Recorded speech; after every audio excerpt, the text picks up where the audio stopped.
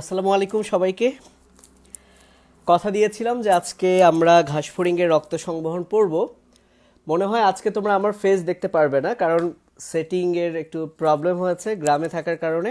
কারণ আমি যখন একটু দাঁড়িয়ে যাব আর এখানে যখন আমি লিখবো তখন আমার কোনো চেহারা তোমরা দেখতে পারবে না। তবে আমি এতটুকু এনশিওর হতে চাই যে তোমরা আমার কণ্ঠ শুনতে পাচ্ছ কিনা বা আমার ঠিকঠাক শব্দ শোনা যাচ্ছে কিনা, তোমরা আমাকে এটা একটু জানিয়ে দাও। আর লাইভ ক্লাসে যেটা বলতে হয় সেটা হচ্ছে ভিডিওটা তোমরা শেয়ার করে দাও। পাশাপাশি তোমরা কে কোথা থেকে দেখছো, আমি জানি যে তোমরা ম্যাক্সিমাম রাজশাহী থেকে দেখছো, বাট রাজশাহীর কোন জেলা বা কোন উপজেলা থেকে তোমরা দেখছো, বা রাজশাহীর বাইরে যদি কেউ থেকে থাকো একটু তোমরা কমেন্ট করে জানিয়ে দাও যে কে কোথা থেকে দেখছো। প্লাস এই তো এতটুকু জানিয়ে দাও। আর শুরুতেই আমি তোমাদেরকে ধন্যবাদ দিতে চাই, সেটা হচ্ছে এ কারণেই যে আমাদের আজকে যে ক্লাসে বা ক্লাসটা নেওয়া এর উদ্দেশ্য হচ্ছে আমাদের গ্রুপে 10,000 মেম্বার হয়েছে এই লকডাউনের মধ্যে, এবং এটা একমাত্র পসিবল হয়েছে তোমাদের কারণে। এজন্য তোমাদেরকে অনেক অনেক ধন্যবাদ। তো আমি বেশি সময় নিব না, 30 সেকেন্ড বা 1 মিনিটের মধ্যে আমি আমার ক্লাস স্টার্ট করব। ততক্ষণে আমি আমার বিভিন্ন গ্রুপগুলোতে বা পেজে এটা শেয়ার করি, আর তোমরাও ইতোমধ্যে শেয়ার করে দাও, ঠিক আছে? এবং তোমরা অবশ্যই জানাও যে কে কোথা থেকে তোমরা দেখছো। ঠিক আছে, একটু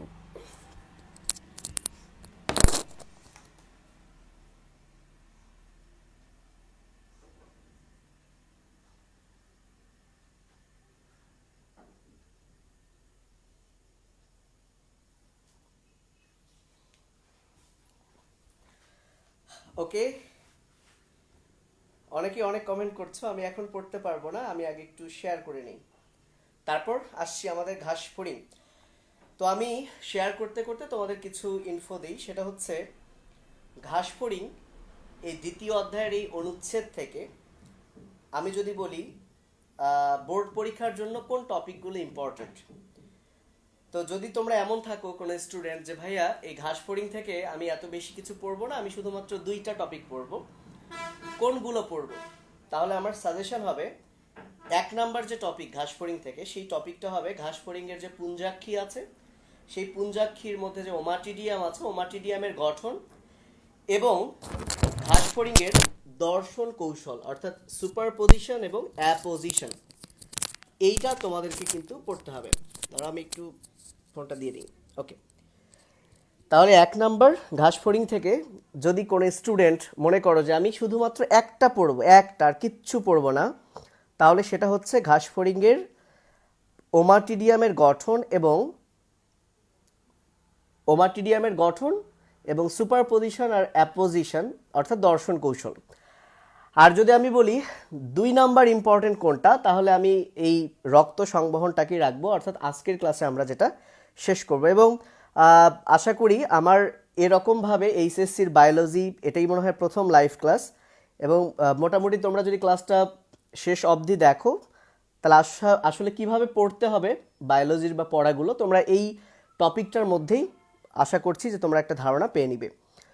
ওকে, আমার মোটামুটি শেয়ার করা শেষ। এখন আমি তোমাদের 2-1টা কমেন্ট পড়ে আমার ক্লাসে আসব। ওকে, আচ্ছা, অনেকেই প্রশ্ন করেছে ভাইয়া ক্যাপ কেন? ক্যাপ ইচ্ছা করে দিয়েছি, অর্থাৎ চুল অনেক ছোট আছে তো তাই ভাবলাম যে আমি একটু ক্যাপ পরি, ঠিক আছে?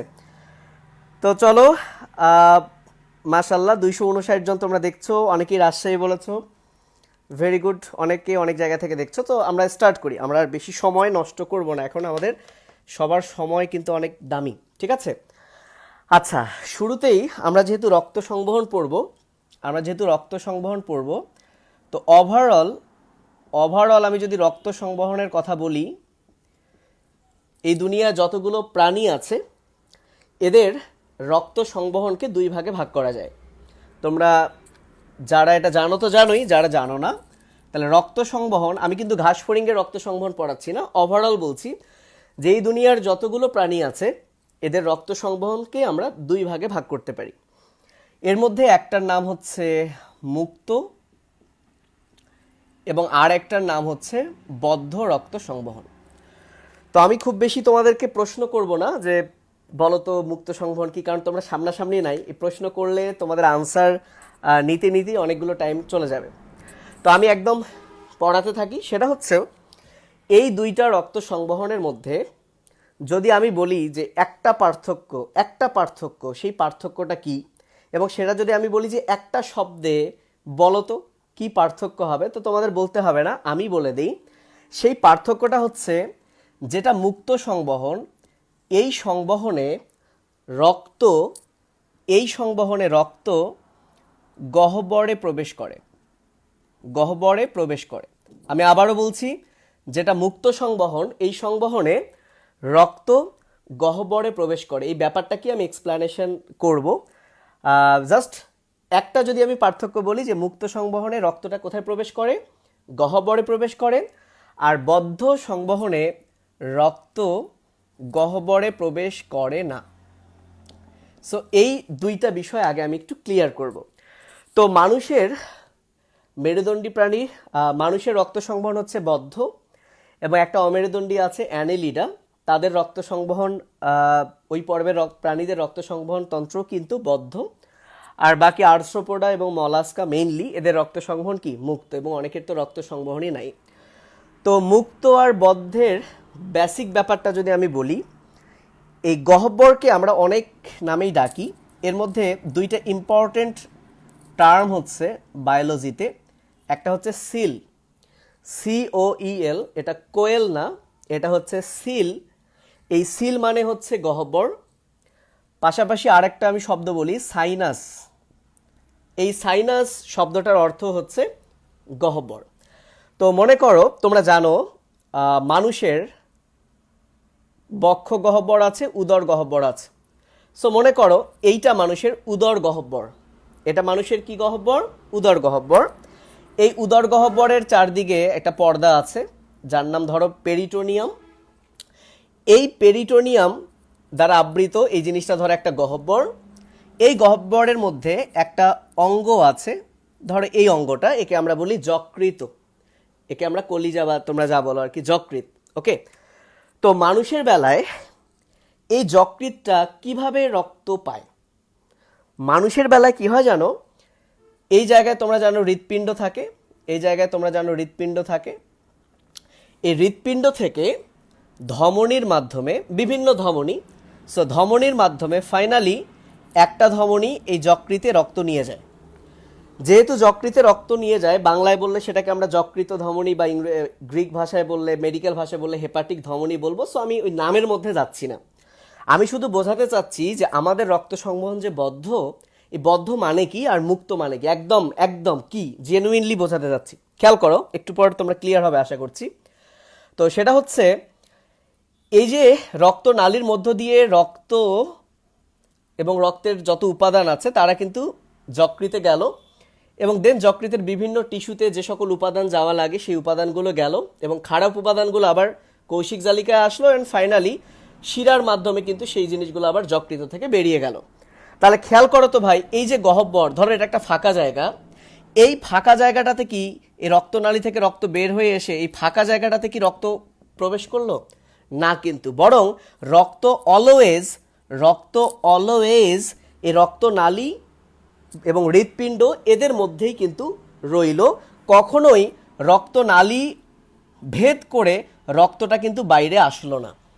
এখন হ্যাঁ, আমি কেটে দিলাম, হাত কেটে ফেললাম, বা পেটের কোনো নালী কেটে গেল, তখন হয়তো বা গহ্বরে আসতে পারে, বাট নর্মালি আমাদের শরীরের রক্তগুলো অলওয়েজ রক্তনালী, হৃৎপিণ্ড এদের মধ্যেই থাকে, এবং দেন তারা প্রত্যেকটা কোষে যে উপাদানগুলো দরকার সেগুলো কিন্তু সাপ্লাই দেয়। এখন আমি যদি তোমাদেরকে এভাবে একটা জিনিস বলি যে এইটা যদি আমাদের হৃৎপিণ্ড হয়, ধরো এই হৃৎপিণ্ডের চারপাশে হচ্ছে একটা গহ্বর, এই হৃৎপিণ্ডের চারপাশে হচ্ছে একটা কি গহ্বর। তো রক্তনালী যদি শুধুমাত্র হৃৎপিণ্ড রক্তনালী এর ভেতরেই থাকে সেটা হচ্ছে বদ্ধ, আর যদি কোনো কারণে হৃৎপিণ্ড রক্তনালীর বাইরে আসে সেটাই হচ্ছে মুক্ত। মুক্ত মানে কি? বাইরে আসছে। কার বাইরে আসছে? রক্তনালী, হৃৎপিণ্ড এদের বাইরে আসছে। সো তোমরা দেখো তো ভাই, এই রক্তনালীর বাইরে আসছে মানে সেটা কোথায় আসছে? সেটা গহ্বরে আসছে, রাইট?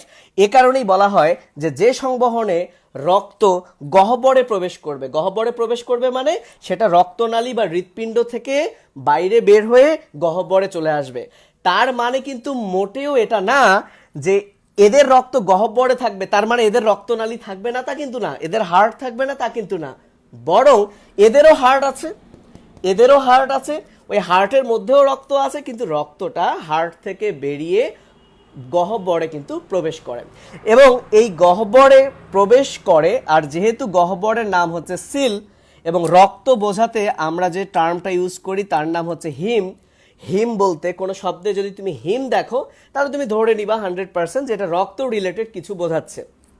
তাহলে হিম আর সিল দুইটা শব্দ, এই দুইটাকে যখন তুমি একত্রিত করবা গ্রিক ভাষায় ল্যাটিন ভাষায় যখন তুমি দুইটা শব্দকে একত্রিত করবা মাঝখানে ম্যাক্সিমাম ক্ষেত্রে ও বসাতে হয়, তখন এই পুরো শব্দটার নাম হয়ে যাবে হিমোসিল। পুরো শব্দটার নাম কি হয়ে যাবে বলো তো? হিমোসিল। আমি আবারও বলছি পুরো শব্দটার নাম হয়ে যাবে হিমোসিল। তাহলে তুমি যদি ভাই মিনিং বোঝো যে সিল মানে গহ্বর, হিম মানে রক্ত, তাহলে পরীক্ষায় যদি কখনো আসে যে হিমোসিল কি, তাহলে তুমি কিন্তু বলতে পারবে যে রক্তপূর্ণ গহ্বরকেই কিন্তু বলা হয় হিমোসিল। তো আমি যদি এই হিমোসিলের মধ্যে থাকছি, তার আগে এই বিষয়টা আমি আরও প্র্যাকটিক্যালি তোমাদেরকে ক্লিয়ার করাবো যে মুক্ত মানে ব্যাপারটা কি, আমি প্র্যাকটিক্যালি দেখাবো। তার আগে আমি এইখানে একটা জিনিস তোমাদেরকে খুব গুরুত্ব দিচ্ছি, সেটা হচ্ছে তোমাদের বইয়ের শুরুর দিকে 3টা সিল আছে। একটা সিলের নাম হচ্ছে হিমোসিল, 2 নাম্বার সিল হচ্ছে সিলেন্টেরন এবং 3 নাম্বার সিল হচ্ছে সিলোম। এবং এই 3টা সিল কিন্তু পরীক্ষায় আসে। এই 3টার মধ্যে যে কোনো একটা দেখবা যে 2 মার্কসে বা এমসিকিউতে কিন্তু চলে আসছে যে হিমোসিল কি, সিলেন্টেরন কি, সিলোম কি। হিমোসিল কি, সিলেন্টেরন কি, সিলোম কি। তাহলে তোমরা দেখো এই 3টা যদি হঠাৎ তোমাকে জিজ্ঞেস করে কেউ, তুমি কিন্তু একটু অবাক হয়ে যাবা বা চিন্তায় থাকবা যে আসলে এগুলো কি। বাট তুমি যদি মিনিং বোঝো যে সিল মানে গহ্বর, তাহলে এই 3টার যে কোনো একটা যদি আসে অন্তত তোমার মাথায় একটা জিনিস কিন্তু কাজ করবে যে না এটা একটা গহ্বর, এটা একটা গহ্বর। এখন এই সিলের আশেপাশের শব্দগুলোর মিনিং যদি তুমি বোঝো তাহলে ইনশাআল্লাহ এই পুরো জিনিসটা কিন্তু আলাদা করে মনে রাখতে হবে না। যেমন এটা তো তোমাদের হয়ে গেল। এখন আমি যদি এইটাতে আসি, দেখো তো এখানে সিল বাদে, এখানে সিল বাদে এই যে জিনিসটা, এই জিনিসটাকে কিন্তু বলা হচ্ছে দেখো এন্টারন। কি বলা হচ্ছে? এন্টারন। তাহলে এখন কথা হচ্ছে তোমাকে কিন্তু জানতে হবে যে এন্টারন মানেটা কি। তো চলো এন্টারন মানেটা কি আমার সাথে একবার বলো, আমার সাথে সবাই বলো এন্টারো, বলো এন্টারো। সেটাকে আরেকটু বিকৃত করে বলো অন্তরো। কি বলছি? অন্তরো। অর্থাৎ এন্টারোর একটা বাংলা হচ্ছে অন্ত্র। এন্টারোর বাংলা কি? অন্ত্র। তাহলে দেখো ভাই, সিল মানে যদি হয় গহ্বর আর এন্ট্রারো মানে যদি হয় অন্ত্র, তার মানে যে গহ্বর অন্ত্রের মতো কাজ করে। এখন তুমি বলো তোমার নাড়ি ভুঁড়ি এই পেটের মধ্যে কি হয়? এই পেটের মধ্যে খাবার পরিপাক হয়, শোষণ হয়, অনেক কিছুই হয়। এক্স্যাক্টলি সিলেন্টেরন এই গহ্বরটা যাদের থাকে, এটা হাইড্রার থাকে, বাট ধরে নিলাম যাদের থাকে তাদের বেলায় এই গহ্বরটা পরিপাকে ব্যবহৃত হয়, অর্থাৎ অন্ত্রের ন্যায় কাজ করে, তাই কিন্তু এর নাম দেওয়া হয়েছে সিলেন্টেরন। তাহলে দেখো তুমি যদি মিনিংগুলো বোঝো তাহলে কিন্তু আলাদা করে তোমার মুখস্থ করতে হবে না, এটা দেখলেই কিন্তু তোমাদের মনে চলে আসবে। সো আমি মনে হয় একটু ফাস্ট বলছি, এত ফাস্ট বলি না, অ্যাকচুয়ালি একটু নার্ভাস বলতে অনেক ক্লাস নিয়েছি জীবনে, লাইভে এরকম আমি বলি মানে কখনো ক্লাস নেইনি। তো আমি প্র্যাকটিক্যালি মুক্ত সংবহনটা এখন বোঝাবো, তার আগে আমি তোমাদের কমেন্ট পড়বো যে তোমরা আসলে আমার কথাগুলো বুঝতে পারছো কিনা। ঠিক আছে? মেলা কমেন্ট আসছে, বাপরে বাপ। ওয়াল্লাহ এগুলো কতদিনে পড়বো বলো তো? হ্যাঁ দাঁড়াও আমি তোমাদেরকে একটা ব্যাগ দেখাই। এই যে দেখো, এই যে ধরো এটা একটা ব্যাগ। এটা ছোট ব্যাগ হলে ভালো হতো। আমি তোমাদেরকে একদম বাস্তবেই দেখাই যে মুক্ত সংবহন কেমন। একটু কোথায়, আচ্ছা নাই বাদ দাও ভাই, খুব খেয়াল করো ব্যাগটা দেখতে পাচ্ছ কিনা। এই ব্যাগটা হচ্ছে একটা গহ্বর, কিছু নাই তো? ওকে, এই ব্যাগটা হচ্ছে একটা গহ্বর। হ্যালো সবাই খেয়াল করো, ব্যাগ কি দেখা যাচ্ছে? এই ব্যাগটা হচ্ছে গহ্বর, এই ব্যাগটা হচ্ছে গহ্বর। আচ্ছা একটু ওয়েট করো, আমি একটা ছোট ব্যাগ নিয়ে আসি, একটু প্লিজ ভাইয়া, একটু ছোট ব্যাগ নিয়ে আসি।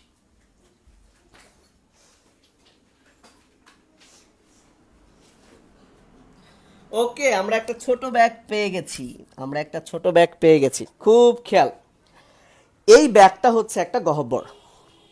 ধরো এই গহ্বরটা হচ্ছে মানুষের, এই ব্যাগটা হচ্ছে মানুষ, আর মানুষের একটা গহ্বর হচ্ছে এইটা। এবং এই গহ্বরে কি আছে? একটা অঙ্গ আছে। এই অঙ্গটার নাম হচ্ছে কি? এটা হেডফোন। আচ্ছা, এটা হচ্ছে হেডফোন নামক অঙ্গ আছে এই গহ্বরে। তো মানুষের বেলায় এই হেডফোন নামক অঙ্গটা কিভাবে রক্ত পায় জানো? জানো? ধরো উপরে হার্ট আছে, এই হার্ট থেকে মহাধমনী বের হলো, আর অনেক ধমনী হলো, ফাইনালি একটা ধমনী এই হেডফোনে প্রবেশ করে। তো যেহেতু হেডফোনে প্রবেশ করে, ধমনীটার নাম হবে হেডফোন ধমনী বা অ্যাকচুয়ালি হেডফোনাল ধমনী। ওকে, দেন এই ধমনীটা হেডফোনের ভিতর ঢুকে কি হবে জানো? ধমনীর মধ্যে যে ধমনীতে পরে কৌশিক জালিকা হবে, এবং সেখান থেকে অক্সিজেন, পুষ্টি, সেই জিনিসগুলো এই হেডফোনের টিস্যুর মধ্যে যাবে।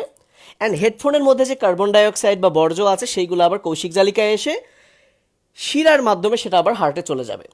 তাহলে এইটা যদি মানুষের গহ্বর হয়, আর এই হেডফোনটা যদি মানুষের কোনো অঙ্গ হয়, এই হেডফোনটা রক্ত সরবরাহ পাবে। প্রথমে হেডফোন ধমনী ঢুকবে, রক্তের আদান প্রদান হবে, দেন হেডফোন শিরা বের হয়ে সেটা আবার হার্টে চলে যাবে।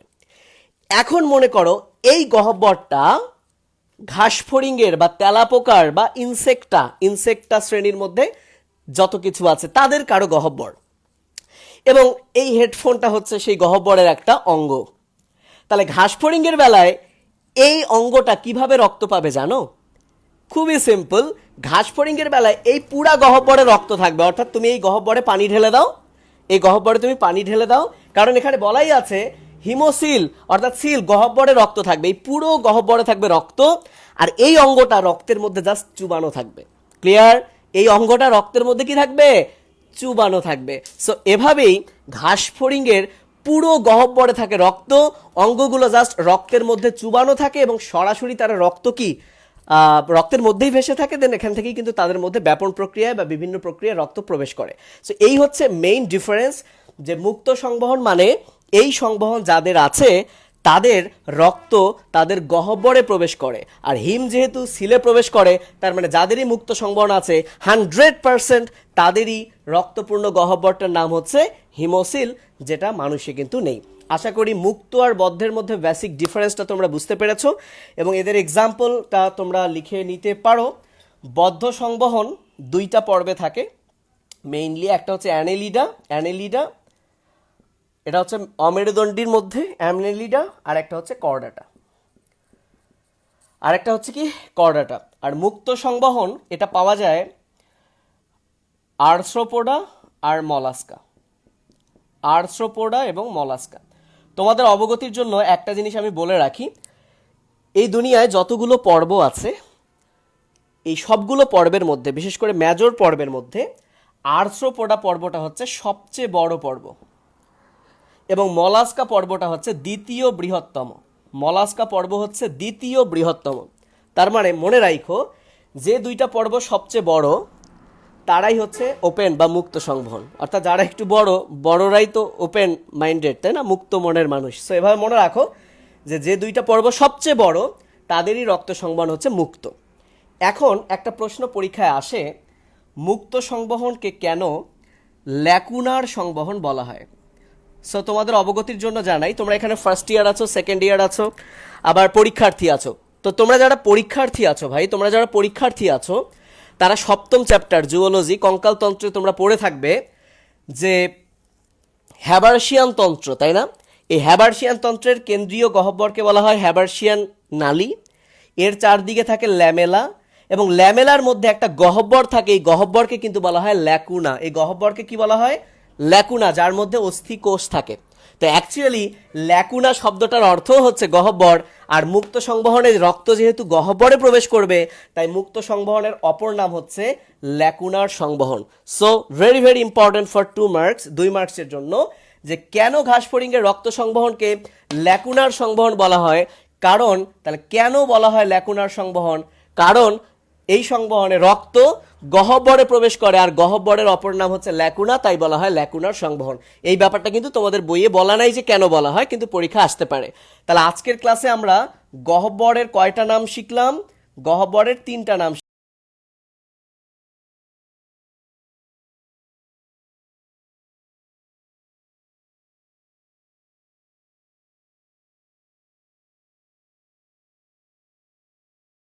আমরা ওভারঅল রক্ত সংবহন 2 ধরনের, মুক্ত আর বদ্ধ পড়লাম। সো আজকের আমি যেটা পড়াবো ঘাসফড়িংয়ের রক্ত সংবহন। এই ঘাসফড়িংটা একটা পতঙ্গ, পতঙ্গ মানে ইনসেক্ট বোঝায়, এ কারণে এই ঘাসফড়িংয়ের শ্রেণীর নাম হচ্ছে ইনসেক্টা, আর ইনসেক্টা শ্রেণীটা হচ্ছে আর্থ্রোপোডা পর্বের। অর্থাৎ আজকে আমরা ঘাসফড়িংয়ের রক্ত সংবহন পড়বো, মানে মুক্ত সংবহন পড়বো। ওকে, তো সবাই তোমরা হেডলাইন দাও, ঘাসফড়িংয়ের রক্ত সংবহন। ওকে, সবাই তোমরা হেডলাইন দাও, ঘাসফড়িংয়ের রক্ত সংবহন। তাহলে আমরা ওভারঅল রক্ত সংবহন ব্যাপারটা বুঝে গেছি আশা করছি। ওকে, তো ঘাসফড়িংয়ের রক্ত সংবহন, ঘাসফড়িংয়ের রক্ত সংবহন, এটা হেডলাইন দাও। তাহলে প্রথম কথা হচ্ছে ঘাসফড়িংয়ের রক্ত সংবহন হচ্ছে মুক্ত। পরীক্ষা যদি বলে ঘাসফড়িংয়ের রক্ত সংবহন ব্যাখ্যা করো, তাহলে প্রথমে আমরা বলবো যে ঘাসফড়িংয়ের রক্ত সংবহন হচ্ছে মুক্ত। দেন কেন মুক্ত, কাহিনী কি, সেগুলো তোমরা ডেসক্রাইব করবা যদি এটা রিটেনে আসে। তাহলে যে কোনো রক্ত সংবহন তন্ত্র বা যে কোনো তন্ত্রের তো কিছু অংশ থাকে। তাহলে ঘাসফড়িংয়ের রক্ত সংবহন তন্ত্রের কি কি অংশ আছে সেই জিনিসগুলো আমরা দেখব। এটা কিন্তু 2 বছর আগে বা 2 বছরের মধ্যে মেডিকেল ভর্তি পরীক্ষা এসেছিল, কোনটি অংশ নয়। তো অলরেডি আমরা একটা নাম শিখেছি, সেটা হচ্ছে হিমোসিল। অর্থাৎ যাদের মুক্ত সংবহন আছে তাদের গহ্বরে রক্ত আছে, আর গহ্বরে রক্ত থাকলে সেই গহ্বরটার নাম হচ্ছে হিমোসিল। তাহলে ঘাসফড়িংয়ের রক্ত সংবহনের 3টি অংশ, এর মধ্যে একটা অংশের নাম হচ্ছে হিমোসিল। একটা অংশের নাম কি? হিমোসিল। এইগুলোর আবার আমরা ডেসক্রিপশন পড়ব। তো বাকি 2টা অংশের নাম আমি লিখে দিই, কিন্তু কেন নামগুলো হলো একটু বোঝালে ভালো হতো, বাট তারপরে আমি লিখে দিই, পরে তোমরা ক্লিয়ার হবা। তো 2 নাম্বার, যেহেতু রক্ত সংবহন তন্ত্রের অংশ, তাহলে রক্ত এটা একটা অংশ। তো ঘাসফড়িংয়ের রক্তটা মানুষের রক্তের মতো লাল না, কারণ তাদের হিমোগ্লোবিন থাকে না। সো হিমোগ্লোবিন তো লোহিত রক্তকণিকায় থাকে। তো তোমরা একটা টার্ম শুনে থাকবে লসিকা, তোমরা এই নামটা হয়তো বা শুনে থাকবে। এই লসিকার মধ্যে কিন্তু শ্বেত রক্তকণিকা থাকে এবং সামান্য পরিমাণে অনুচক্রিকাও থাকতে পারে, কিন্তু এই লসিকার মধ্যে কখনোই কিন্তু লোহিত রক্তকণিকা থাকে না। পাশাপাশি রক্তের যে অন্যান্য উপাদান, বিভিন্ন জৈব অজৈব উপাদান, সেগুলো কিন্তু লসিকার মধ্যে থাকে। তার মানে এই লসিকাটা রক্ত থেকে কয়েকটা জায়গায় ডিফারেন্স। এর মধ্যে একটা উল্লেখযোগ্য জিনিস রক্তে আছে লসিকায় নাই, সেই জিনিসটা হচ্ছে কিন্তু লোহিত রক্ত কণিকা। তো লসিকার অপর নাম হচ্ছে লিম্ফ। লসিকার অপর নাম হচ্ছে কি? লিম্ফ। এবং বেসিক্যালি এই লিম্ফ কথাটা, লসিকার অপর নাম লিম্ফ হয়েছে কেন জানো? কারণ এই লসিকার মধ্যে প্রচুর পরিমাণে লিম্ফোসাইট থাকে। লসিকার মধ্যে প্রচুর পরিমাণে লিম্ফোসাইট নামক শ্বেত রক্তকণিকা থাকে। এ কারণে লসিকার কালারটা হচ্ছে একটু সাদা বা বর্ণহীন বলে, এবং এ কারণে এর নামও হচ্ছে কিন্তু লিম্ফ। তো খেয়াল করো, যেহেতু ঘাসফড়িংয়ের রক্তে মোটামুটি অন্যান্য রক্তকণিকা, শ্বেতকণিকা আছে, রক্তরস আছে, বিভিন্ন উপাদান আছে, যদিও মানুষের রক্তের মতো অতটা এনরিচ না, কিন্তু লোহিত কণিকা নাই, ফলে এদের রক্তটা দেখতে কিন্তু লসিকা বা লিম্ফের মতো। তাহলে যেহেতু হিম মানে রক্ত রিলেটেড কিছু বোঝায়, এবং এদের রক্তটা যেহেতু লসিকার মতো, তাই এর রক্তকে বলা হয় হিমোলিম্ফ। কি বলা হয়? হিমোলিম্ফ। পরীক্ষায় কিন্তু আসতে পারে যে ঘাসফড়িংয়ের রক্তকে কেন হিমোলিম্ফ বলে। ওকে, 3 নাম্বার তোমরা একটা জিনিস চিন্তা করো যে রক্ত সংবহন তন্ত্র আছে কিন্তু হার্ট থাকবে না, এটা কোনো কথা? বলো, রক্ত সংবহন তন্ত্র আছে কিন্তু হার্ট নাই, তাহলে তো হবে না। সো এদেরও হার্ট আছে, এবং আমাদের মতো এদের হার্ট খুব কৃপণ না, এদের হার্ট অনেক বড় লম্বা, বুঝতে পারছো? সো আমাদের চেয়েও ঘাসফড়িং কিন্তু তাদের হৃদয়টা অনেক বড়, অনেক উদার, অনেক লম্বা, বুঝতে পারছো? আমাদের তো অল্প একটু। আচ্ছা, যাই হোক, যেটা বলছিলাম সেটা হচ্ছে এদেরও হার্ট আছে, এবং এই হার্টের সাথে কিছু রক্ত নালী, এই সবগুলোকে একত্রে বলা হয় বাহিকা। যেহেতু হার্টের মধ্যে রক্ত বাহিত হবে, হার্টের সাথে যে নালী আছে সেই নালী দিয়ে রক্ত বহন হবে, তাই এদেরকে বলা হয় বাহিকা। এখন এদের এই বাহিকাটা তাদের পৃষ্ঠের দিকে থাকে, এদের বাহিকাটা কোথায় থাকে? পৃষ্ঠের দিকে থাকে, তাই বলা হয় পৃষ্ঠীয় বাহিকা। এখন প্রশ্ন হতে পারে যে ভাইয়া পৃষ্ঠের দিকে থাকে কেন? একটা জিনিস খেয়াল করো, তোমরা যারা প্রথম অধ্যায় পড়েছো, প্রথম অধ্যায়ে মেরুদণ্ডী এবং অমেরুদণ্ডীর একটা ইম্পর্টেন্ট পার্থক্য হচ্ছে আমাদের হার্ট সামনে আর অমেরুদণ্ডীদের হার্ট পেছনে। আবার আমাদের সুষুম্না কাণ্ড কিন্তু পেছনে, আবার অমেরুদণ্ডীর সুষুম্না কাণ্ড হচ্ছে কিন্তু সামনে। সো যেহেতু আমরা মানুষ, আমার হার্ট যেহেতু সামনে, আমরা মেরুদণ্ডী, তাহলে আমি পড়ছি ঘাসফড়িং, সেটা হচ্ছে কিন্তু অমেরুদণ্ডী, ফলে ওদের হার্ট কিন্তু পেছনে, অর্থাৎ ওদের যে বাহিকা, রক্ত বহনকারী যে বাহিকা, সেটা কিন্তু পেছনে। তাই 3 নম্বর এই অংশটার নাম দেওয়া হয়েছে পৃষ্ঠীয় বাহিকা। কি নাম দেওয়া হয়েছে? পৃষ্ঠীয় বাহিকা। এবং মেডিকেল ভর্তি পরীক্ষায় কিন্তু এই অপশনে এই 3টা জিনিস ছিল, পাশাপাশি আরেকটা ছিল সম্মুখ বাহিকা। তাহলে কোনটি অংশ নয়? আনসার কিন্তু সম্মুখ বাহিকা। সো যাই হোক, ঘাসফড়িংয়ের রক্ত সংবহনের 3টি অংশ। এক হচ্ছে হিমোসিল অর্থাৎ রক্তপূর্ণ গহ্বর, 2 হচ্ছে হিমোলিম্ফ অর্থাৎ রক্ত, এবং 3 নম্বর হচ্ছে বাহিকা, যেটা পৃষ্ঠে অবস্থিত, তাই এর নাম হচ্ছে পৃষ্ঠীয় বাহিকা। ওকে, এখন আমরা এই 3টার বর্ণনা যদি পড়তে পারি তাহলেই আমাদের রক্ত সংবহন তন্ত্র পড়া শেষ। সো আমি একটু তোমাদের সাথে কথা বলে নেই, কি অবস্থা তোমাদের? ও 329 জন দেখছো, বাহ, অনেক ভালো, ভেরি গুড। এখন এতগুলো কমেন্ট আমি কিভাবে পড়বো? তোমরা অনেকেই অন্যান্যর কমেন্ট রিপ্লাই দিচ্ছ। ভাইয়া আজকে চুল কাটছে তাই ক্যাপ পরছে। হ্যাঁ, এটাই সত্যি কথা। ওকে, আর কারো কোনো কমেন্ট? হ্যাঁ, একটা মেয়ে আবার খুঁজছে ওর ফ্রেন্ড কে আছো। শ্রাবণী বলছে উল্টা মানে কি বুঝি নাই। ও আচ্ছা, আমাদের উল্টা। ওকে, এক্স্যাক্টলি। একজন বলছে ঘাসফড়িংয়ের হার্ট হাতির মতো নাকি? হাতির মতো কিনা জানি না, তোদের হার্টে মাত্র 4টা প্রকোষ্ঠ, তোরা সর্বোচ্চ 4 জনকাকে 4টা প্রকোষ্ঠ, 4টা ঘর দিতে পারবি, কিন্তু এই ঘাসফড়িংয়ের হার্টে কতগুলো প্রকোষ্ঠ জানো? চিন্তা করো, কতগুলো প্রকোষ্ঠ? 7টা প্রকোষ্ঠ। অর্থাৎ তোদের চেয়ে 3 জনকাকে বেশি তারা কিন্তু তাদের হৃদয়ে রাখতে পারে, বুঝতে পারছো? সো এটাই বলে যাচ্ছিলাম যে তাদের হৃদয়টা একটু বড়। ওকে, আচ্ছা, ভেরি গুড। আর কেউ কারো কোনো কথা থাকলে এখন বলো, আমি একটু কমেন্টগুলো তোমাদের পড়ছি। ভাল লাগছে, আমার প্রথম লাইভ ক্লাস, তোমরা আমাকে উৎসাহ দাও যাতে আমি প্রতি ঘন্টায় লাইভ ক্লাস নিতে পারি, ঘুমাবো না, শুধু লাইভ ক্লাসই নিব। ওকে। তেলাপোকা নাকি মাথা ছাড়া অনেক দিন বাঁচে, এটা কি সত্যি ভাইয়া? আচ্ছা, এটা ডেফিনেটলি সত্যি হওয়ার পসিবিলিটি বেশি। এর কারণ হচ্ছে বাঁচার জন্য দরকার কি ভাই? Oxygen, right? বাঁচার জন্য দরকার কি? অক্সিজেন। সো তোমরা জানো যে তেলাপোকার বক্ষ উদরে অনেকগুলো ছিদ্র আছে, আমাদের তো আল্লাহ খালি 2টা ফুটা দিছে। ওকে, মানে অক্সিজেন নেওয়ার জন্য 2টা ফুটা দিছে। যাই হোক, তো তাদের 10 জোড়া ফুটা আছে। কত জোড়া? 10 জোড়া, যেটা দিয়ে তারা অক্সিজেন নেয় এবং তাদের রক্তকেও লাগে না অক্সিজেন পরিবহনের জন্য। এই ফুটা দিয়ে ঢুকে সরাসরি কোষের মধ্যে চলে যায়।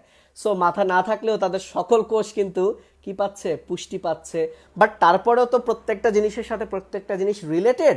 সো অনেক ব্যাপার স্যাপার আছে, কিন্তু ওভারঅল তুমি যে প্রশ্নটা করেছো সেই উদ্দেশ্যে যদি আমি বলি, যেহেতু তারা অক্সিজেন পাচ্ছেই, তাহলে বাঁচতে পারে। বাট কতদিন, কত ঘন্টা, কত বছর, সে নিয়ে ধারণা নাই, বা ওটা নিয়ে আমরা পরে আলোচনা করব। ওকে, আশা করি অনেকেই পাসতে পেরেছো তোমরা। হ্যাঁ ওয়াশিক, তোমার তো শুধু বউয়ের কথাই মনে পড়বে। 4টা বউ, এ কারণেই কি 4টা বউ, 4টা প্রকোষ্ঠ? বাদ দাও, এসব বাদ দাও। এসব আমরা লাইভে আসলে এসব বলতে চাই না, আমরা এটা ক্লাসরুমে এসব বলবো। তো যা বলছিলাম, আমরা এখন স্টার্ট করি। এই 3টা জিনিসের ডিটেইলস আমরা এখন পড়বো।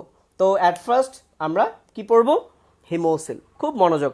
আশা করছি আমি এখন একটু ধীরে ধীরে বলবো, যদি তোমরা মনোযোগ দাও ইনশাল্লাহ তোমাদের নাতিপুতিকেও পড়াইতে পারবা, আর কোনোদিন এটা ভুল হবে না। ওকে, জাস্ট বুঝে বুঝে পড়বো কেন এই নামগুলো হলো, আন্দাজির কোনো কিছুই হয়নি। ওকে, তো সবাই লেখো হিমোসিল, লেখো লেখো লেখো লেখো সবাই, হিমোসিল।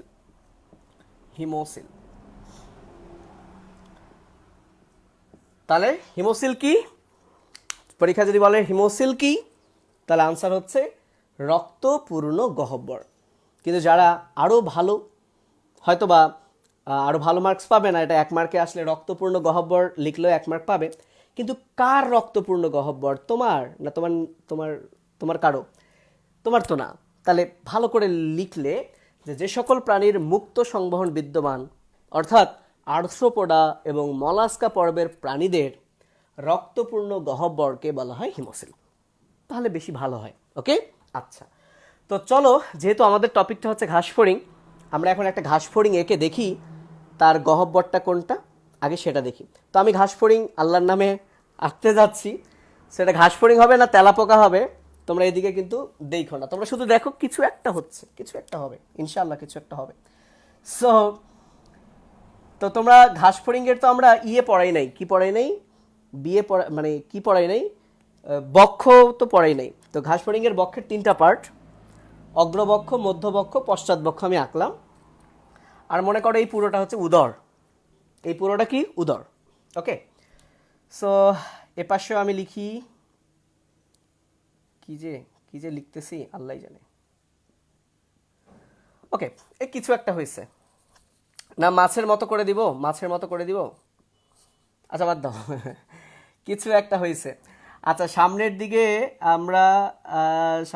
আমরা কি দেই, এই বোঝা যাচ্ছে তো যে এইটা মুখ, এদিক দিয়ে কিছু একটা ঢুকবে, আর এই হচ্ছে চোখ। ওকে, এতটুকু বুঝলেই হবে। তোমরা এটাকে এখানে পা দিয়ে অনেক কিছু বানাইতে পারো। ওকে, সবাই তাকাও, সবাই তাকাও। সেটা হচ্ছে এতটুকু বোঝা যাচ্ছে কিনা যে এইটা পিঠের দিক আর এইটা সামনের দিক, এতটুকু যদি বোঝা যায় আলহামদুলিল্লাহ, তাহলে অনেক কিছু হয়ে যাবে। খেয়াল করো, ঘাসফড়িংয়ের এই যে জিনিসটা দেখছো, এই জিনিসটা হচ্ছে পেছনের দিক, একে বলা হয় টারগাম। সেটা আমাদের আজকের পড়ার অংশ না।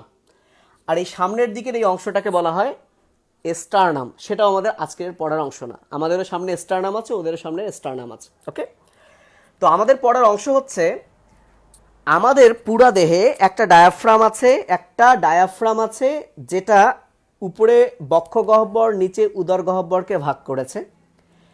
কিন্তু দেখো আল্লাহ তাআলা এদের পর্দাও 2টা দিছে, আমাদের একটা পর্দা, ওদের 2টা পর্দা।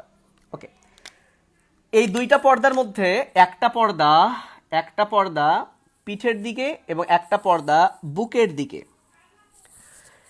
যে পর্দাটা পিঠের দিকে, কমন সেন্স, তার নাম হবে পৃষ্ঠীয় পর্দা।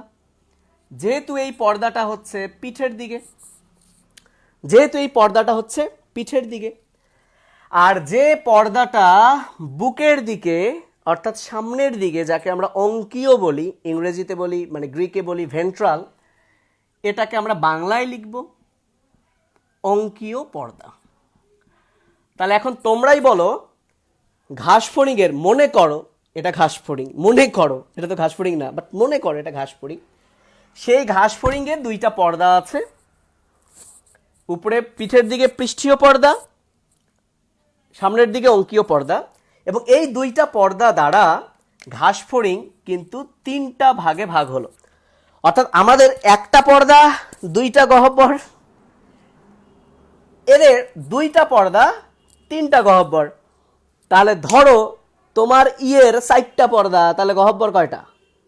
ভাবো, গহ্বর কয়টা? গহ্বর 5টা, একটা বেশি, রাইট? ওকে, এখন এই সেই গহ্বর, এই সেই হিমোসিল, যেহেতু 3টার নামই হিমোসিল, তাহলে এই হিমোসিল আমরা যদি 3টাকে হিমোসিল বলে ডাকি, তাহলে কে শুনবে বলো তো? তাহলে তোমাদের 3টার নাম তো আলাদা থাকতে হবে। সো এই 3টা হিমোসিলের আলাদা আলাদা নাম আছে, আমাদের কাজ হচ্ছে এখন সেই নামগুলো জানা। প্রশ্ন হচ্ছে কিভাবে এই নামগুলো দেওয়া হলো, সেটা একটু পরেই তোমরা বুঝতে পারবে। তাহলে তোমরা একটা লাইন লেখো যে ঘাসফড়িংয়ের হিমোসিল, লেখো লেখো লেখো লেখো লেখো লেখো সবাই। ঘাসফড়িংয়ের হিমোসিল 2টি পর্দা দ্বারা 3টি গহ্বরে বিভক্ত। এই গহ্বরের আরেকটা নাম আমরা শিখেছি সাইনাস। তাহলে 3টি সাইনাসে বিভক্ত। তাহলে কি বলেছি? ঘাসফড়িংয়ের হিমোসিল 2টি পর্দা দ্বারা 3টি গহ্বর বা সাইনাসে বিভক্ত, এবং এই সাইনাস বা গহ্বর 3টার নাম আমরা এখন লিখব। ওকে, সো পর্দা দুইটার নাম পৃষ্ঠীয় এবং অঙ্কীয় পর্দা, সেটা আর লেখার দরকার নাই, তোমরা আশা করি বুঝতে পেরেছো। সো আমি এটা একটু মুছে দিলাম। তাহলে গহ্বর তিনটার নাম হলো, নাম্বার 1, মনোযোগ দিয়ে শুনো, আমি কিন্তু একটু পর একটা সুন্দর প্রশ্ন করব, প্রশ্নটা সুন্দর কিনা জানি না, আমার কাছে মনে হয়েছে সুন্দর প্রশ্ন। তোমরা যদি পারো তাহলে তোমরা সুন্দর, না হলে তোমরা খ্যাত। রেডি? সবাই রেডি? একটু পরেই প্রশ্নটা আসবে। তাহলে মনে করো এই গহ্বরটার নাম কি? তো যেহেতু আমি বলেছি গহ্বর মানে সাইনাস, তাহলে এই যে গহ্বরটা তোমরা দেখতে পাচ্ছ, এই গহ্বরটার নাম সাইনাস এবং তিনটা গহ্বরের নামই হচ্ছে সাইনাস। তাহলে প্রশ্ন হচ্ছে কি সাইনাস? এই গহ্বরটার নাম দেওয়া হয়েছে, আমি আগে কি দেওয়া হয়েছে সেটা লিখি, দেন বোঝাবো কেন দেওয়া হয়েছে। এই গহ্বরটার নাম দেওয়া হয়েছে পেরিকার্ডিয়াল সাইনাস। এখন নর্মালি কি হয় জানো, তোমরা যখন পড়ো বা টিচার যখন পড়ায় জাস্ট বলে এটার নাম হচ্ছে পেরিকার্ডিয়াল সাইনাস, এটার নাম শেষ। বাট হোয়াই, কেন, এটা কিন্তু তোমাকে জানতে হবে। তুমি যদি না বোঝো যে কেন নামকরণ করা হয়েছে, তোমার কিন্তু বেশি দিন টেকসই হবে না। ওকে ওকে, অন্য কিছুর মতো টেকসই হবে না, বুঝতে হবে, তাকে বুঝতে হবে, নাহলে কিন্তু টেকসই হবে না। আচ্ছা ওকে, খেয়াল করো কেন হলো, মনোযোগ। এর নামের মধ্যে আছে কার্ডিয়াল। কার্ডিয়া মানে কি বোঝায়? কার্ডিয়া মানে কি বোঝায়? হার্ট রিলেটেড, কার্ডিওলজিস্ট, হার্ট বিশেষজ্ঞ, হৃদয় বিশেষজ্ঞ। ওকে, তো আমার একটা স্বপ্ন ছিল আমি হৃদয় বিশেষজ্ঞ হব, কিন্তু আছে, স্বপ্নটা এখন আছে। তো কার্ডিয়া মানে হচ্ছে কি? হার্ট। তো এই সাইনাসটার নাম, এই ছেলেমেয়েরা, এই সাইনাসটার নাম পেরিকার্ডিয়াল সাইনাস। কেন? কারণ এই সাইনাসের মধ্যে হার্ট থাকে। বলো এই সাইনাসের মধ্যে কি থাকে? হার্ট। প্রশ্ন হচ্ছে কেন হার্ট থাকে? এই একটু আগে আমি বলছি না যে মানুষের সামনের দিকে হার্ট আর অমেরুদণ্ডীদের পিঠের দিকে হার্ট। তাহলে এটা যদি এদের পিঠের দিক হয়, তাহলে এই জায়গায় তাদের আছে হার্ট। তাহলে এদের হার্ট যেহেতু পেছনে আছে, তাই তো পৃষ্ঠীয় বাহিকা পড়েছি, তাহলে এইখানে হার্ট আছে, কোনো সন্দেহ নেই। এখন কথা হচ্ছে যে ভাইয়া হার্ট আছে, ধরেন এইখানে ফাহাদ আছে, তাহলে সাইনাসটার নাম হতো ফাহাদাল সাইনাস। এই সাইনাসটার নাম কি হতো? ফাহাদাল সাইনাস। এই আল কেন রে? আল মানে হচ্ছে অ্যাপোস্ট্রফিএস, অ্যাপোস্ট্রফিএস, অ্যাপোস্ট্রফিএস। যেমন আমি যদি বলি এটা কলম, বাংলায় বললাম ফাহাদের কলম, ইংরেজিতে ফাহাদস পেন, গ্রিক ভাষায় ফাহাদাল পেন। আশা করি বুঝতে পেরেছ। আল মানে হচ্ছে এর, আল মানে কি? এল। আচ্ছা, তোমরা বলতে পারো যে ভাইয়া পেরি কেন দিল? এরা যদি শুধু বলতো কার্ডিয়াল সাইনাস তাহলেই তো হইতো। তাইলে একটা প্রবলেম হইতো কি জানো? কার্ডিয়াল সাইনাস মানে বোঝাবে হৃৎপিণ্ডের প্রকোষ্ঠ। কার্ডিয়া মানে কি? হার্ট। কার্ডিয়াল মানে হার্টের, সাইনাস প্রকোষ্ঠ। তাহলে কার্ডিয়াল সাইনাস মানে বোঝা যাবে যে হৃৎপিণ্ডের ভেতরে যে প্রকোষ্ঠ আছে সেই জিনিসগুলো। কিন্তু আমরা এখানে যে প্রকোষ্ঠটা পড়ছি সেই প্রকোষ্ঠটা কিন্তু হৃৎপিণ্ডের চারদিকে। যারা বোঝো নাই তাদের জন্য মনে করো, মনে করো, মনে করো, মনে করো এইটা একটা প্রকোষ্ঠ যার নাম সাইনাস, এবং এই প্রকোষ্ঠে একটা বল আছে বা বা বা বা বা একটা কলম আছে। ধরো এটা একটা কলম, এটা একটা কলম, হ্যাঁ এটা একটা কলম আছে। তাহলে বলো তো ভাই, এই সাইনাস মানে তো ফাঁকা জায়গা, তাহলে ফাঁকা জায়গাটা কলমের চারদিক জুড়ে আছে না? এক্স্যাক্টলি, এ কারণেই কিন্তু নামের শুরুতে বলা হয়েছে পেরি। পেরি মানে কি? পেরি মানে হচ্ছে চারদিকে। কার চারদিকে? কলম আছে। তাহলে পেরি, পেরি পেরি কলমাল সাইনাস। কি নাম? Peri কলমাল sinus. আশা করি বুঝতে পারছো যে সামনে পেরি কেন। ক্লিয়ার? ওকে, তাহলে যেহেতু এখানে হার্ট থাকে, তাহলে এই সাইনাসটার নাম হচ্ছে পেরিকার্ডিয়াল সাইনাস। তো এখন আমরা তো নাম শিখলাম, তাহলে এই পেরিকার্ডিয়াল সাইনাস থেকে আমাকে এখন জানতে হবে এই সাইনাসের মধ্যে থাকে কি, এবং আমাকে জানতে হবে এই সাইনাসটা কোথায় অবস্থিত। তাহলে কোনো আল্লাহর বান্দাবান্দিরা, তোরা যদি এই চিত্রটা দেখোস, এইটা যদি পৃষ্ঠীয় পর্দা হয়, তুমি যদি জানো, তাহলে এখন যদি প্রশ্ন করা হয় এই পেরিকার্ডিয়াল সাইনাসটা পৃষ্ঠীয় পর্দার উপরে না নিচে?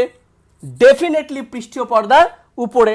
তাহলে পেরিকার্ডিয়াল সাইনাসের অবস্থান কোথায় দেখেই বলতে পারবা, মুখস্থ করতে কিন্তু হবে না। তাহলে এর অবস্থান হচ্ছে পৃষ্ঠীয় পর্দার উপরে। প্রশ্ন হচ্ছে থাকে কি এখানে পৃষ্ঠীয় বাহিকা। পৃষ্ঠীয় বাহিকা মানে যার মধ্যে হার্ট আছে আর রক্তনালী আছে। তো আমরা সবাই জানি হার্টের সাথে সবসময় বড় নালী থাকে, আর হার্ট থেকে রক্ত নিয়ে যায় ধমনী। সো হার্টের সাথে আছে মহাধমনী, যাকে বলা হয় অ্যাওর্টা। যাকে কি বলা হয়? অ্যাওর্টা। এক্স্যাক্টলি এই সাইনাসের হৃৎপিণ্ড আছে ছেলেমেয়েরা, এবং অ্যাওর্টা আছে। হৃৎপিণ্ড আছে এবং অ্যাওর্টা আছে। অ্যাওর্টা মানে হচ্ছে মহাধমনী। সো এগুলো নিয়ে আমরা একটু পর পড়বো ডিটেলস। তো আশা করি বুঝতে পেরেছো যে পেরিকার্ডিয়াল সাইনাসে কি কি থাকে। হৃৎপিণ্ড এবং অ্যাওর্টা থাকে, সাথে এটার অবস্থান হচ্ছে পৃষ্ঠীয় পর্দার উপরে।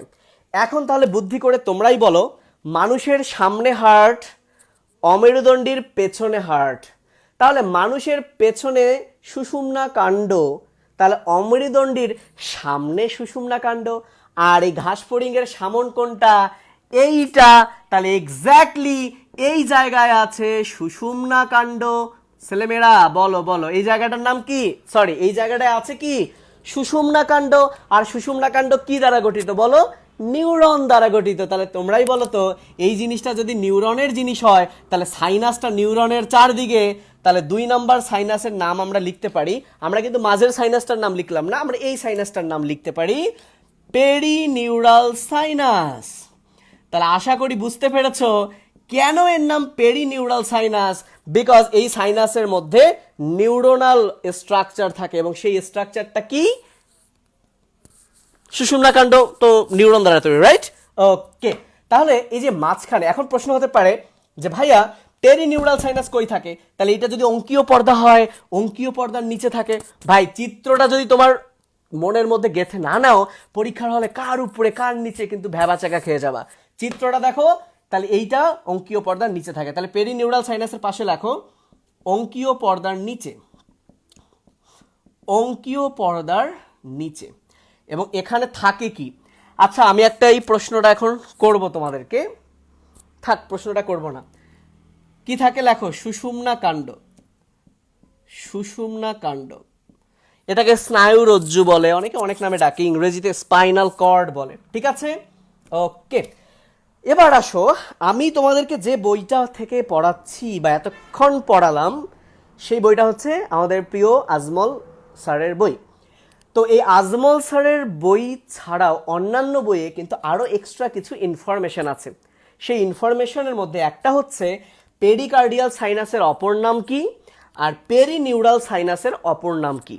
সো একটা জিনিস তোমরা জানো, পেরিকার্ডিয়াল সাইনাসটা কিন্তু পৃষ্ঠীয় দিকে অবস্থিত, এবং তোমরা একটা শব্দের সাথে পরিচিত থাকবা, ডরসাল। ডরসাল মানে পৃষ্ঠীয়, আর ভেন্ট্রাল মানে হচ্ছে সামনে।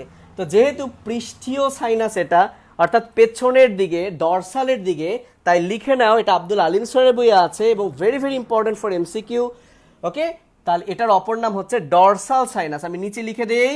তাহলে পেরিকার্ডিয়াল সাইনাসের অপর নাম কি? Dorsal sinus. বলো কি নাম? Dorsal sinus. তাহলে বুদ্ধি করে তোমরাই বলো তো, পেরিনিউরাল সাইনাস সামনের দিকে আছে। প্রশ্ন, তাহলে এই সাইনাসের অপর নাম কি? তোমরা কমেন্ট করে আমাকে জানাও, আমি তোমাদের কিন্তু কমেন্টগুলো এখন দেখব। ঠিক আছে, আমি এখন তোমাদের কমেন্টগুলো দেখব যে পেরিনিউরাল সাইনাসের অপর নাম কি। এত কমেন্ট, আমি কোনটা দেখব? দ্রুত দ্রুত, পেরিনিউরাল সাইনাসের অপর নাম কি? আমি ঘেমে যাচ্ছি, একটু মুখটা মুছে আসি। তোমরা একটু কমেন্ট করো ভাই, কমেন্ট করো।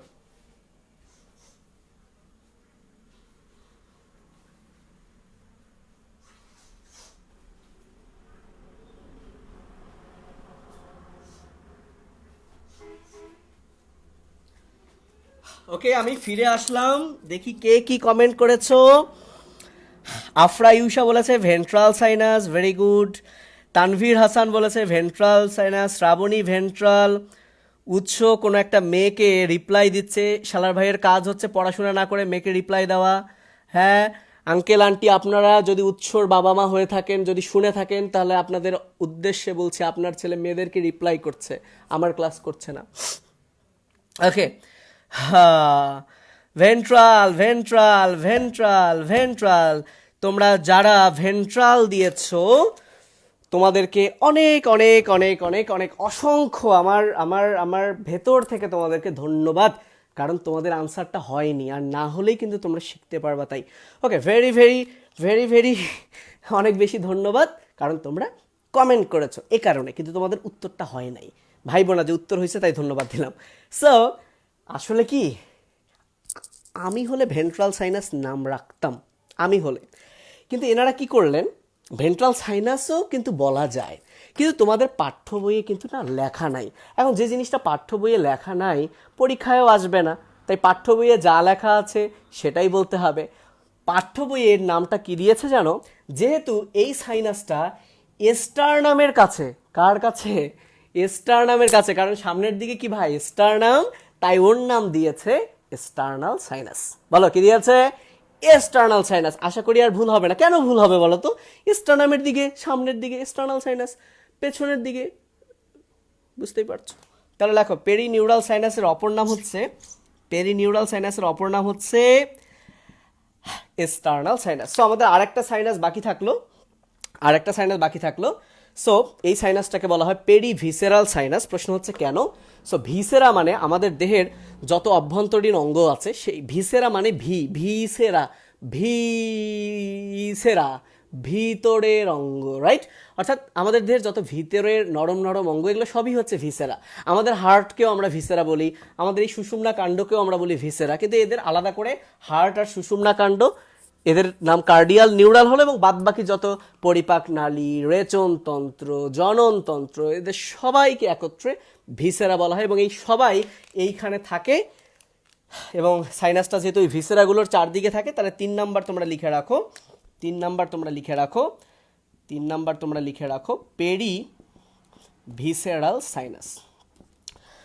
তাহলে পরীক্ষায় যদি আসে পেরিভিসেরাল সাইনাস, পেরিভিসেরাল সাইনাস কোথায় অবস্থিত, তাহলে তোমরা দুইভাবে বলতে পারো, এটা পৃষ্ঠীয় পর্দার নিচে এবং অঙ্কীয় পর্দার উপরে অবস্থিত। সো ঝটপট লিখে ফেলো, ঝটপট লিখে ফেলো। পেরিভিসেরাল সাইনাস হচ্ছে, এই যে তোমরা লিখছো না, তুমি যদি এখন মনে করো তুমি চিত্র না দেখেই লেখাটা মুখস্থ করবা, তুমি কিন্তু ভুলে যাবা। তুমি চিত্র দেখো, এটা কিন্তু লিখতেই হয় না, বাট লেখাচ্ছি, কিন্তু তোমরা এটা মনে রাখবা কিভাবে? চিত্র দেখে। আমি আমি কিভাবে বলছি, আমি তো বই দেখছি না, এই জিনিসটা আমার মনে আছে, তাই দেখেই বোঝাচ্ছে এটা পৃষ্ঠীয় পর্দার নিচে, অঙ্কীয় পর্দার উপরে। তাহলে লেখো পৃষ্ঠীয় পর্দার নিচে এবং অঙ্কীয় পর্দার উপরে। সো তোমাদের পাঠ্য বই যখন তোমরা খুলবা, তোমাদের পাঠ্য বই যখন তোমরা খুলবা, তখন দেখবা লেখা আছে পেরিভিসেরাল সাইনাসটা পৃষ্ঠীয় পর্দার নিচে অবস্থিত। সেখানে কিন্তু বলা নাই অঙ্কীয় পর্দার উপরে অবস্থিত। এন্ড কথা হচ্ছে এটাও তো রাইট, কিন্তু এটা বইয়ে বলা নাই। তো যখন যারা চিত্র না দেখে শুধু মুখস্থ করে, তারা তো শুধু এটা মুখস্থ করবে। এখন যেহেতু সৃজনশীল, সৃজনশীল মানে কি, একটা জিনিস আমি একটু ঘুরিয়ে পেঁচিয়ে দিব তো না, তোমাদের সৃজনশীলতা কতটুকু সেটাই তো দেখবো। সো এটাও তো রাইট, কারণ এটা যদি অপশনে থাকে তখন সে কিন্তু এটা আর দিবে না, ভ্যাবা চাকা খাবে, কিন্তু এটাও কিন্তু রাইট। সো এ কারণেই তোমাকে মেইন ব্যাপারটা বুঝতে হবে। আশা করি তোমরা একদম বুঝে গেছো। তাহলে এই পেরিভিসেরাল সাইনাসে কি কি থাকে, কি কি থাকে? তাহলে লেখো, থাকে পরিপাকতন্ত্র, পরিপাকতন্ত্র, আচ্ছা জননতন্ত্র, এবং আরেকটা হচ্ছে রেচনতন্ত্র। সেই 3টা তন্ত্র মনে রাখবা। প্রথম অক্ষরগুলো দিয়ে মনে রাখতে পারো পাজরে বা পাজর, বা যাদের পাজেরও গাড়ি পছন্দ তারা পাজেরও লিখতে পারো। সো পাজরে পরিপাক, জনন, রেচন। এবং রুই মাছেও এই পাজরে ছন্দটা কাজে লাগবে। সো রুই মাছেও কিন্তু কাজে লাগবে। তো যাই হোক, পাজরে দিয়ে মনে রাখতে পারো পেরিভিসেরাল সাইনাসে 3টা তন্ত্র থাকে। সো ছন্দের দরকার নেই, বাট তারপরে যদি ভুলে যাও, পাজর, পরিপাক, জনন, রেচন তন্ত্র। সো এবার আমি একটা তোমাদেরকে প্রশ্ন করতে চাই, যদি প্রশ্নের আনসার দিতে পারো তাহলে আমি আসলেই খুব খুশি হব। আমার প্রশ্নটা হচ্ছে, একটু মনোযোগ দিয়ে শুনো, তারপর আমি তোমাদের কমেন্ট পড়বো। আমার চার্জ শেষ হয়ে গেছে, আমার ট্যাবের চার্জ শেষ হয়ে গেছে। সো কমেন্ট পড়তে গেলে আমাকে পেছনে যেতে হবে, এটা ফেলাই দিলাম। সো আমি আগে প্রশ্নটা করে দেন আমি তোমাদের কমেন্টগুলো পড়বো। প্রশ্নটা হচ্ছে, ঘাসফড়িংয়ের, আমাদের হিমোসিল পড়া কিন্তু শেষ ঘাসফড়িংয়ের। তো ঘাসফড়িংয়ের হিমোসিল 2টা পর্দা, পৃষ্ঠীয় এবং অঙ্কীয়, রাইট? এই 2টা পর্দা দিয়ে 3টা সাইনাসে বিভক্ত। একটা হচ্ছে পেরিকার্ডিয়াল, যেখানে হৃদযন্ত্র এবং অ্যাওর্টা থাকে। একটা হচ্ছে পেরিভিসেরাল, যেখানে তোমরা দেখলাই কি কি থাকে, পাজর। আরেকটা হচ্ছে পেরিনিউরাল সাইনাস। সো এই হচ্ছে আমাদের পড়া। সো আমার প্রশ্নটা হচ্ছে, মানুষের সুষুম্না কাণ্ড এবং মস্তিষ্ক এই দুইটাকে কিন্তু বলা হয় কেন্দ্রীয় স্নায়ুতন্ত্র। মানুষের মস্তিষ্ক এবং সুষুম্না কাণ্ডকে বলা হয় কেন্দ্রীয় স্নায়ুতন্ত্র। এবং তোমরা জানো মস্তিষ্কটাও কিন্তু নিউরন দ্বারা তৈরি, সুষুম্না কাণ্ড নিউরন দ্বারা তৈরি। সো ঘাসফড়িংয়েরও তো মস্তিষ্ক আছে, রাইট? তো আমি যদি এখন তোমাদেরকে প্রশ্ন করি যে ঘাসফড়িংয়ের মস্তিষ্ক, মস্তিষ্ক এটা কোন সাইনাসে অবস্থিত? তো ঘাসফড়িংয়ের গহ্বরে তো 3টা সাইনাস। সো আমার প্রশ্ন হচ্ছে ঘাসফড়িংয়ের মস্তিষ্ক কোন সাইনাসে অবস্থিত? Pericardial, perivisceral, perineural? যদি বলতে পারো কি যে দিব তোমাদেরকে, আহা। আমি একটু কমেন্টগুলো পড়ছি, ওকে? দেখি তোমরা কে কি লেখো। ওকে, দেখি তোমরা কে কি লেখো। লেখো লেখো, লিখতে থাকো ভাই, লিখতে থাকো। কেউ কিছুই তো লেখো না তোমরা, লেখো। বাহ, তোমরা এখনো মেলাজন দেখছো। মোহাম্মদ এ হোসেন কাজল বলেছে পেরিনিউরাল।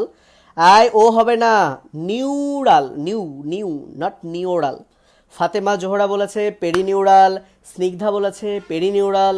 জুই বলেছে পেরিনিউরাল।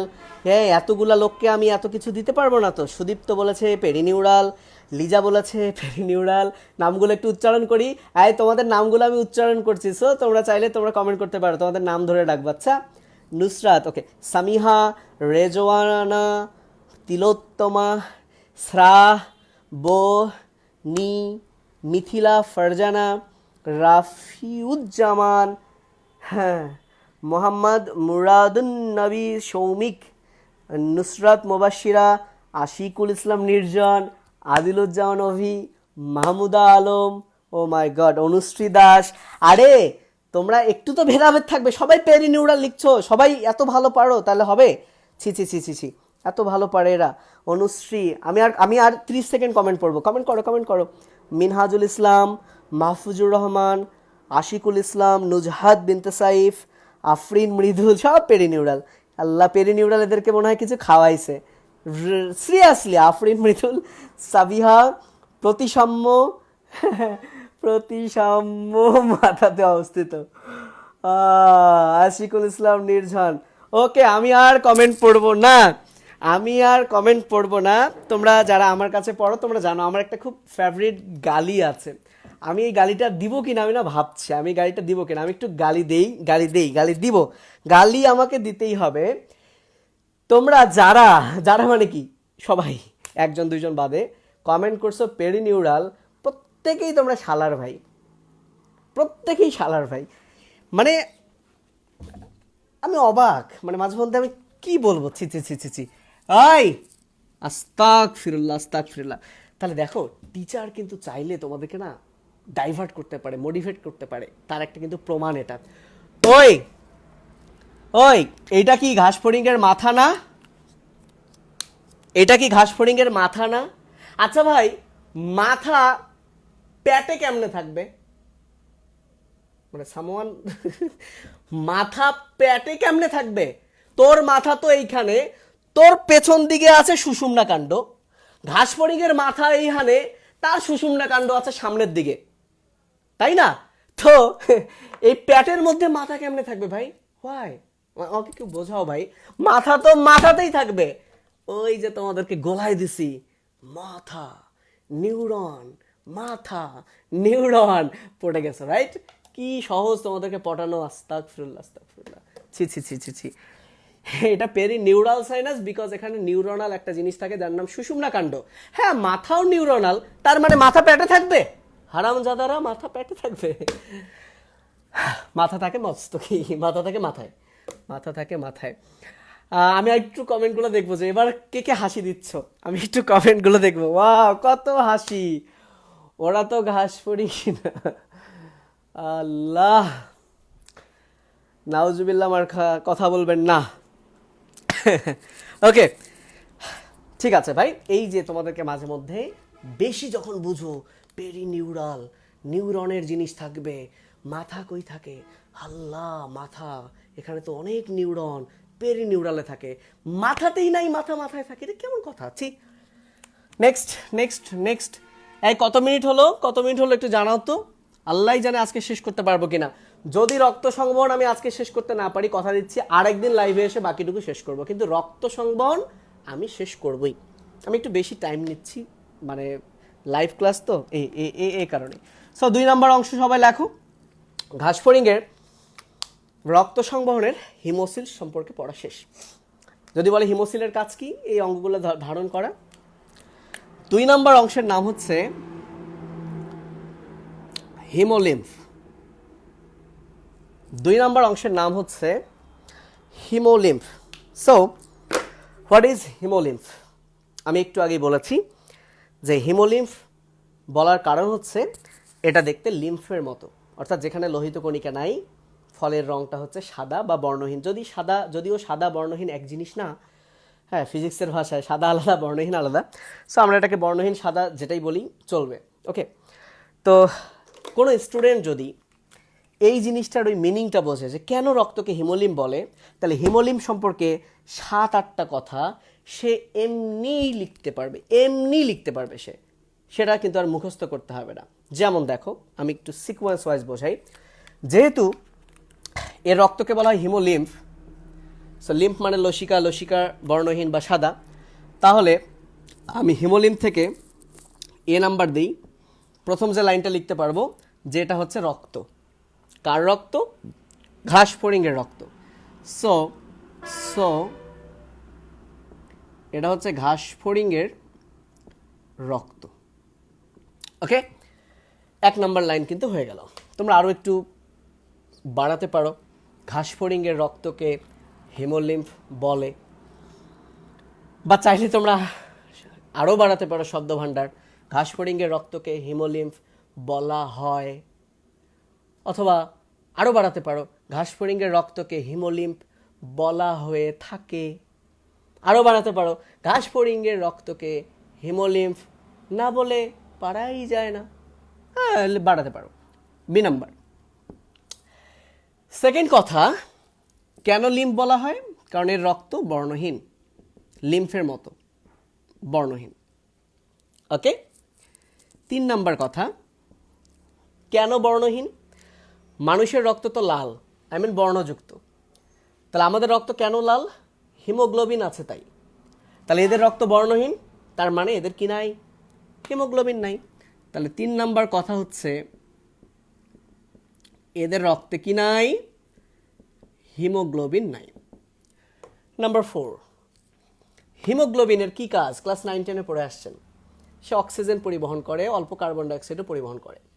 তো যেহেতু ঘাসফড়িংয়ের রক্তে হিমোগ্লোবিন নাই, তাহলে তোমরাই বলো তো ঘাসফড়িংয়ের রক্ত কি অক্সিজেন পরিবহন করতে পারে? কখনোই না, কারণ তার হিমোগ্লোবিনই নাই। তাহলে ডি নাম্বার, অর্থাৎ 4 নাম্বার কথা, এদের রক্ত অক্সিজেন পরিবহন করতে পারে না। ওকে, এখন বলো তো অক্সিজেন আমাদের কোন তন্ত্রের অংশ, মানে কোন তন্ত্রে কাজে লাগে? যেমন আমরা নাক দিয়ে কি নেই? অক্সিজেন নেই।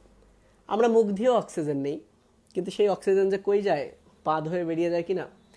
আচ্ছা, যা বলছিলাম, নাক দিয়ে অক্সিজেনটা নেই এবং এই অক্সিজেনটা ফুসফুসে যায়, দেন রক্তে যায়, অর্থাৎ শ্বসনতন্ত্রের একটা, মানে কি বলবো, শ্বসনতন্ত্র মানেই এই অক্সিজেন কার্বন ডাইঅক্সাইড গ্যাস বিনিময় নিয়ে আমাদেরকে পড়তে হয়।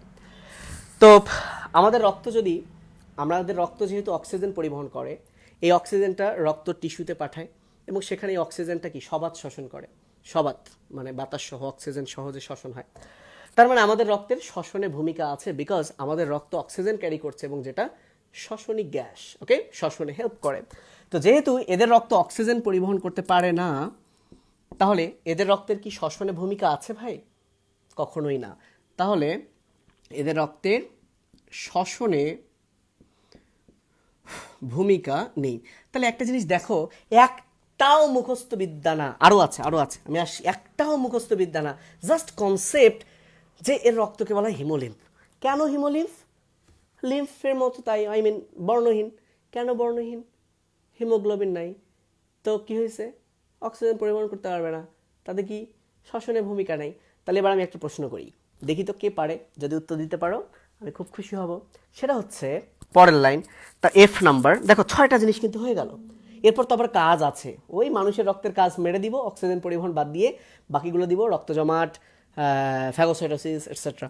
আচ্ছা বলো তো, আমার প্রশ্ন প্রশ্ন প্রশ্ন সেটা হচ্ছে, ঘাসফড়িংয়ের রক্তের শ্বসনে ভূমিকা নাই, তাহলে বলো তো ঘাসফড়িংয়ের রক্ত সংবহন, ঘাসফড়িংয়ের শ্বসনতন্ত্র উন্নত না অনুন্নত? কমন সেন্স বলো, ঘাসফড়িংয়ের রক্ত শ্বসনতন্ত্র উন্নত না অনুন্নত? বলো বলো বলো, ঝটপট বলো। ঘাসফড়িংয়ের শ্বসনতন্ত্র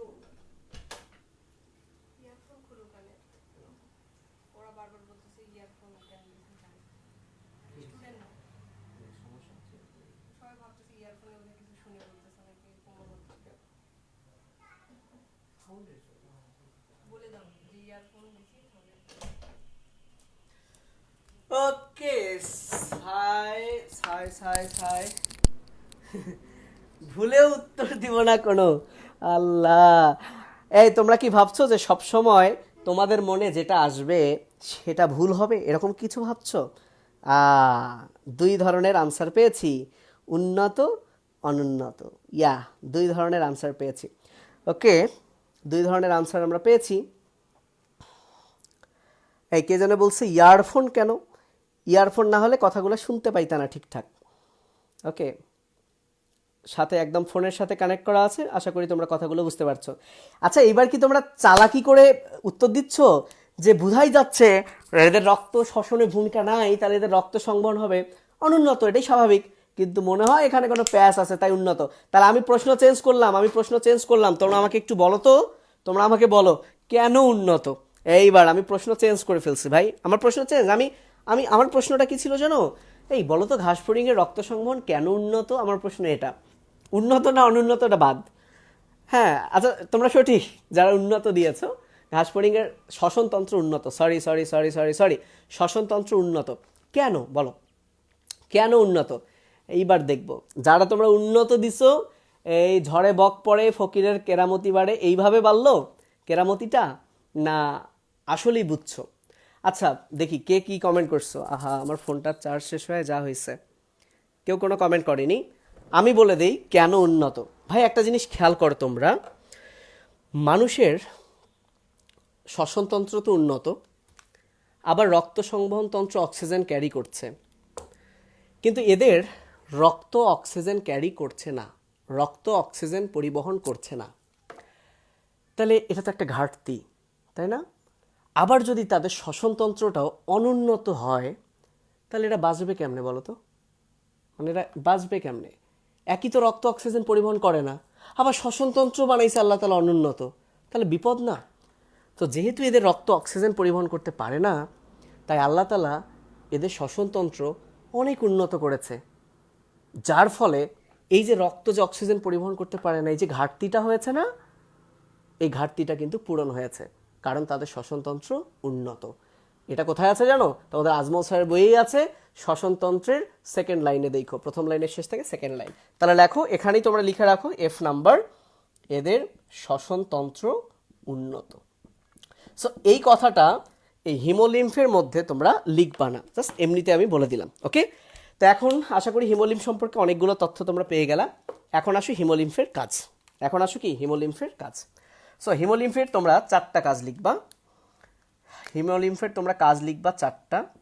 এর মধ্যে একটা কাজ হচ্ছে মানুষের যে 3 ধরনের রক্তকণিকা, মানুষের যে 3 ধরনের রক্তকণিকা, এই 3 ধরনের রক্তকণিকার 3টা প্রধান কাজ লিখবা।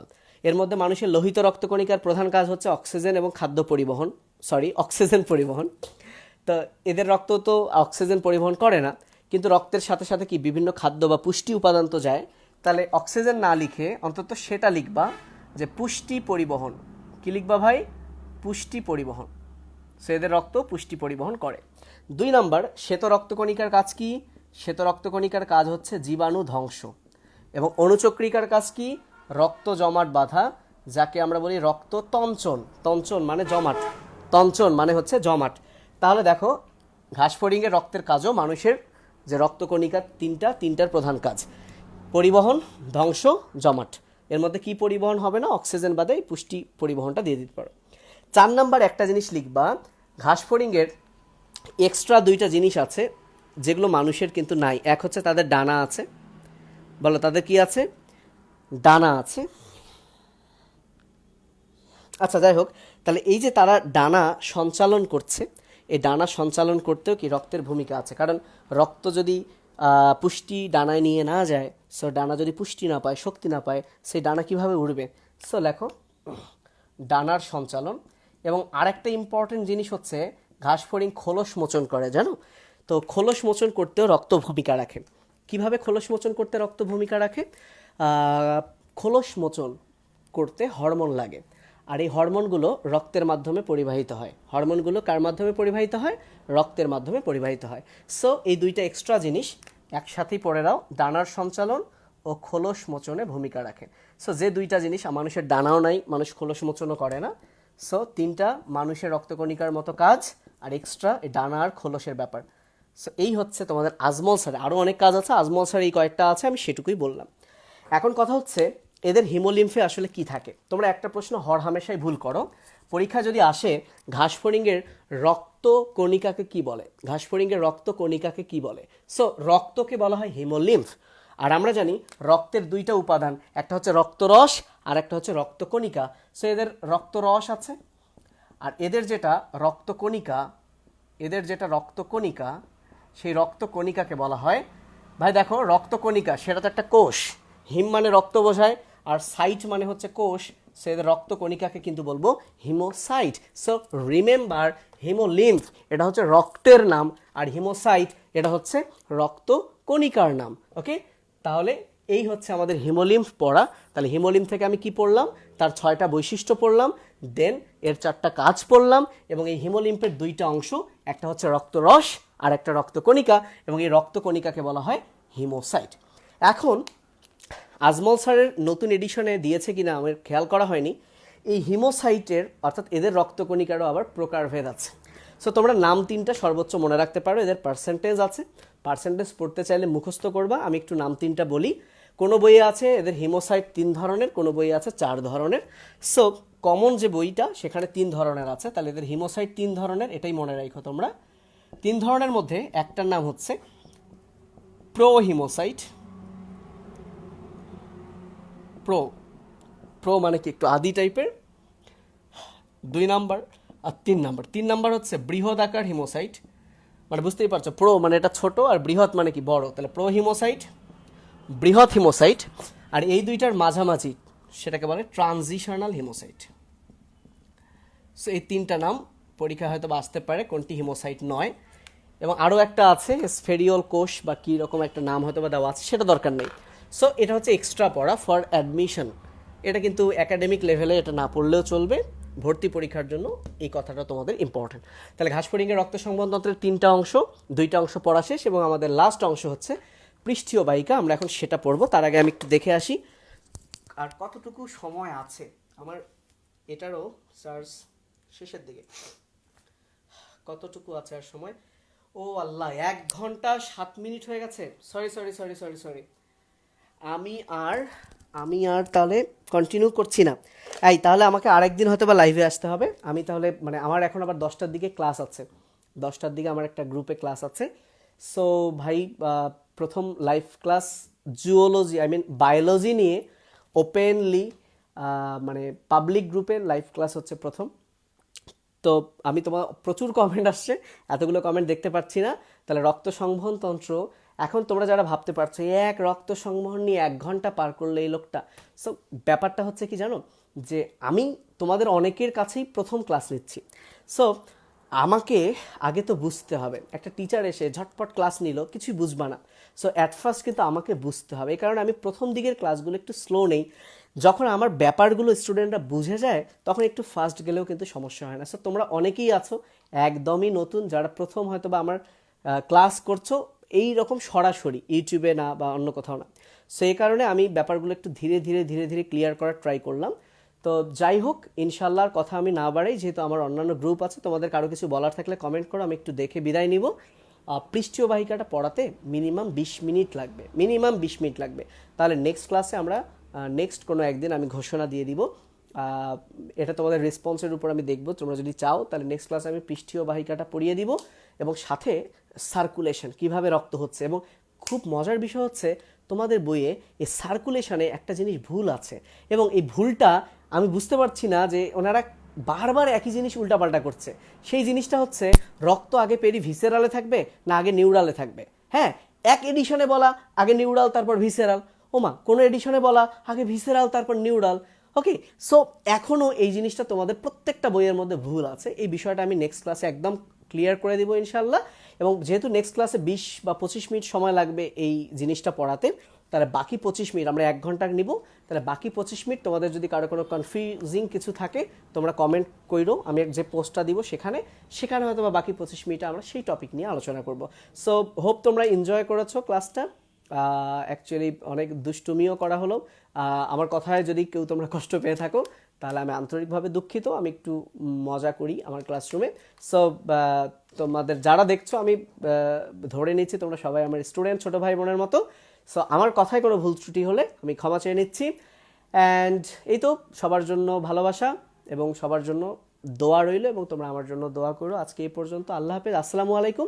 তার মানে তোমাদের সাথে আমার আরও একদিন দেখা হচ্ছে ইনশাল্লাহ, এভাবে এই গ্রুপ থেকে ফেসবুক লাইভে। Bye bye.